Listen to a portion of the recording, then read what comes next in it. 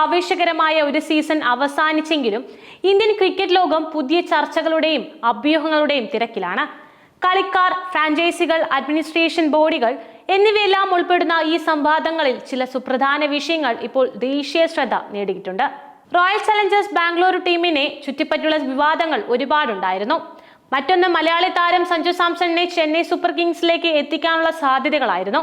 അടുത്തത് യുവതാരം ഋതുരാജ് ഗേക്വാദിന് ലഭിച്ച കൗണ്ടി ക്രിക്കറ്റ് അവസരം എന്നിവയെല്ലാമായിരുന്നു കഴിഞ്ഞ സമയത്തെ പ്രധാന ക്രിക്കറ്റ് വിവാദങ്ങളെല്ലാം.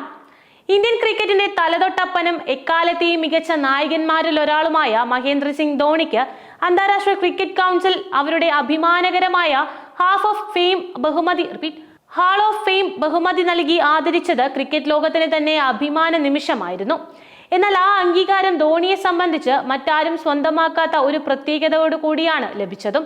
ഹാൾ ഓഫ് ഫെയിം ലിസ്റ്റിൽ ഇടം നേടുന്നതിന് ബാറ്റ്സ്മാൻമാർ, ബൗളർമാർ, വിക്കറ്റ് കീപ്പർമാർ, ക്യാപ്റ്റന്മാർ എന്നിങ്ങനെയുള്ള ഓരോ വിഭാഗത്തിനും ICC പ്രത്യേക മാനദണ്ഡങ്ങൾ നിശ്ചയിച്ചിട്ടുണ്ടായിരുന്നു.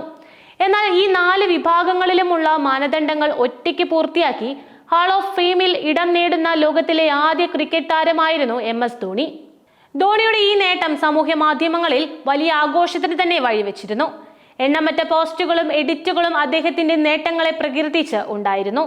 IPL മിക്കവാറും എല്ലാ ടീമുകളും ഔദ്യോഗികമായി ധോണിക്ക് അഭിനന്ദനങ്ങൾ അറിയിച്ചപ്പോൾ റോയൽ ചലഞ്ചേഴ്സ് ബാംഗ്ലൂരു മാത്രം ഈ വിഷയത്തിൽ മൗനമായിരുന്നു പാലിച്ചത്.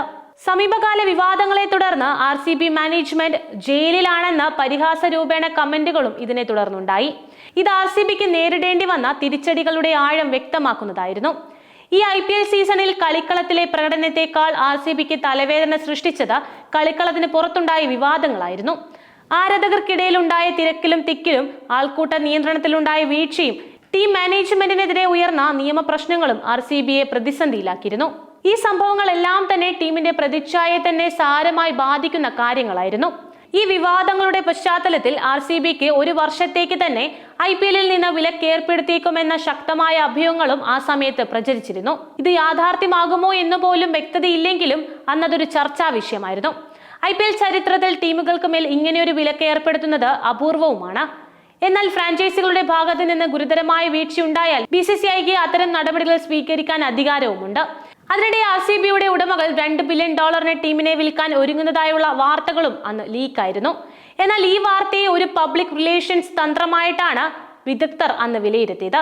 സമീപകാല വിവാദങ്ങളിൽ നിന്ന് ശ്രദ്ധ തിരിക്കാനുള്ള ഒരു ശ്രമം മാത്രമാണിതെന്നും യഥാർത്ഥത്തിൽ ടീം വിൽപ്പനയ്ക്ക് വെച്ചിട്ടില്ലെന്നുമായിരുന്നു അവർ അഭിപ്രായപ്പെട്ടിരുന്നത്. എങ്കിലും RCB ആരാധകർക്ക് ഇത് വലിയ നിരാശ തന്നെയായിരുന്നു അന്ന് നൽകിയത്. CSKയുടെ യുവ നായകനും ഇന്ത്യൻ ടീമിലെ പ്രതീക്ഷയുള്ള ബാറ്ററുമായ ഋതുരാജ് ഗേക്വാദിന് ലഭിച്ച കൗണ്ടി ക്രിക്കറ്റ് അവസരം അദ്ദേഹത്തിന്റെ കരിയറിലെ നിർണായക വഴിത്തിരിവായിരുന്നു മറ്റൊരു വിവാദം. ഇംഗ്ലണ്ടിലെ ഏറ്റവും അഭിമാനകരമായ ക്ലബ്ബുകളിലൊന്നായ യോർക്ക്ഷയറിന് വേണ്ടി ഋതുരാജ് കൗണ്ടി ക്രിക്കറ്റ് കളിക്കുമെന്നതായിരുന്നു വാദം. 2020 ലിസ്റ്റ് മത്സരങ്ങളിൽ അദ്ദേഹം പങ്കെടുക്കില്ല എന്ന കാര്യവും ഉണ്ടായിരുന്നു അന്ന്. ഈ നീക്കം ഋതുരാജിന് വളരെയധികം ഗുണം ചെയ്യുമെന്നായിരുന്നു ക്രിക്കറ്റ് വിദഗ്ധർ അന്ന് വിലയിരുത്തിയിരുന്നത്. ഇംഗ്ലണ്ടിലെ വെല്ലുവിളി നിറഞ്ഞ സാഹചര്യത്തിൽ പ്രത്യേകിച്ച് സ്വിംഗ് ബൗളിങ്ങിനെ നേരിടുന്നതിലുള്ള അദ്ദേഹത്തിന്റെ ദൗർബല്യം പരിഹരിക്കാൻ ഈ അവസരം സഹായിക്കുമെന്ന രീതിയിലും ചർച്ചകളുണ്ടായിരുന്നു. കൗണ്ടി ക്രിക്കറ്റിലെ പരിചയം ടെസ്റ്റ് ക്രിക്കറ്റിലേക്കുള്ള അദ്ദേഹത്തിന്റെ വഴി എളുപ്പമാക്കുകയും അന്താരാഷ്ട്ര മത്സരങ്ങളിൽ മികച്ച പ്രകടനം കാഴ്ചവെക്കാൻ സഹായിക്കുകയും ചെയ്തിരുന്നു. വ്യത്യസ്ത സാഹചര്യങ്ങളിൽ വ്യത്യസ്ത തരം ബൗളർമാർക്കെതിരെ കളിക്കുന്നത് ഋതുരാജിന്റെ ബാറ്റിംഗ് സാങ്കേതികതയെ കൂടുതൽ മെച്ചപ്പെടുത്തും. ഇത് ഇന്ത്യൻ ടീമിനും CSKയ്ക്കും ഒരുപോലെ പ്രയോജനം ചെയ്യുന്നതാണ്. മലയാളി ക്രിക്കറ്റ് താരം സഞ്ജു സാംസൺ CSKയിലേക്ക് ചേക്കേറുമെന്ന അഭ്യൂഹങ്ങളായിരുന്നു മറ്റൊന്ന്. ഒരുപാട് നാളുകളായി ക്രിക്കറ്റ് ലോകത്തെ സജീവമാണ് ഈ ചർച്ച. സഞ്ജു തന്നെ അടുത്തിടെ ഇൻസ്റ്റാഗ്രാമിൽ പങ്കുവച്ച ഒരു പോസ്റ്റ് ഈ അഭ്യൂഹങ്ങൾക്ക് കൂടുതൽ ശക്തിയും നൽകിയിരുന്നു. അദ്ദേഹം ഇട്ട ഒരു ഇൻസ്റ്റാ പോസ്റ്റ് വലിയ വിവാദം തന്നെയായിരുന്നു. CSKയിലേക്ക് മാറൂ, സഞ്ജു ട്രേഡ് അംഗീകരിക്കൂ എന്നിങ്ങനെയുള്ള കമന്റുകളും സഞ്ജുവിന് വന്നിരുന്നു. എന്നാൽ പിന്നീട് വന്ന റിപ്പോർട്ടുകൾ അനുസരിച്ച് സഞ്ജു സാംസണിനെ CSKയിലേക്ക് കൊണ്ടുവരുന്നതുമായി ബന്ധപ്പെട്ട് രാജസ്ഥാൻ റോയൽസുമായുള്ള ചർച്ചകൾക്ക് കാലതാമസം നേരിടുന്നുണ്ട്. ജൂൺ 2-ാം വാരത്തിൽ ചർച്ചകൾ നടക്കുമെന്നാണ് പ്രതീക്ഷിച്ചിരുന്നതെങ്കിലും ചില അജ്ഞാത കാരണങ്ങളാൽ അത് നീണ്ടുപോയിരുന്നു. ഈ മാസം ചർച്ചകൾ നടക്കാൻ സാധ്യതയില്ലെന്നും സൂചനകളുണ്ടായിരുന്നു. എന്നിരുന്നാലും അടുത്ത സീസണിലെ ലേലത്തിന് നിലനിർത്തൽ നടപടികൾക്കും മുമ്പായി ടീമുകൾക്ക് തങ്ങളുടെ പദ്ധതികൾ പൂർത്തിയാക്കേണ്ടതുണ്ട് എന്നുള്ള അഭ്യൂഹങ്ങളുമുണ്ട്. അതിനാൽ ട്രേഡ് ചർച്ചകൾക്ക് ഇത് നേരത്തെയുള്ള സമയമല്ലെന്നും ഇത്തരം ചർച്ചകൾ സാധാരണമാണെന്നും വ്യക്തമാക്കുന്നു. സഞ്ജു സാംസണിന് പകരം രവിചന്ദ്രൻ അശ്വിനെ രാജസ്ഥാൻ റോയൽസിലേക്ക് കൈമാറാനുള്ള സാധ്യതയെക്കുറിച്ചും ആരാധകർക്കിടയിൽ ചർച്ചകളുണ്ടായിരുന്നു. എന്നാൽ ഇത് സംഭവിക്കാൻ സാധ്യതയില്ല എന്നുള്ള വാദങ്ങളും ഉണ്ടായിരുന്നു.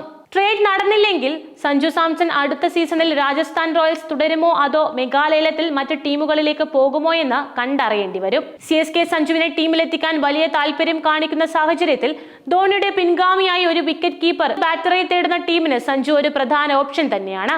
ക്രിക്കറ്റ് ലോകത്ത് ഓരോ ദിവസവും പുതിയ സംഭവ വികാസങ്ങളാണ് നടക്കുന്നത്. വരും ദിവസങ്ങളിൽ ഈ വിഷയങ്ങളിൽ കൂടുതൽ വ്യക്തത വരുമെന്നാണ് പ്രതീക്ഷിക്കുന്നത്. ഒപ്പം ക്രിക്കറ്റ് ലോകം പുതിയ അപ്ഡേറ്റുകൾക്കായി കാത്തിരിക്കുകയുമാണ്.